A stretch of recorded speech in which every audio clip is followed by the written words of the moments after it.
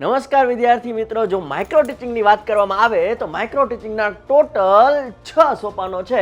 એમાં પહેલું સોપાન કે તમારે મસ્ત મજાનું આયોજન કરવાનું હોય છે, પછી 5 થી 7 મિનિટ તમારે શિક્ષણ કાર્ય કરવાનું હોય, તરત જ તે તમને ફીડબેક મળી જાય છે 6 મિનિટની અંદર, અને પછી જે છે એ તમને ફીડબેક મળે એટલે તમારે સુધારા વધારા કરવાનો ટાઈમ તમને 10 મિનિટનો મળતો હોય છે. પછી ફરીવાર શિક્ષણ કાર્ય 5 થી 7 મિનિટ કરવાનું હોય છે, ફરીવાર તમને ફીડબેક મળે છે. આવી રીતના ચક્ર જે છે એ ચાલ્યા રાખે છે. ઓકે, ટોટલ 32 થી 36 મિનિટ આ માઇક્રો ટીચિંગ જે છે એ ચાલતું હોય છે.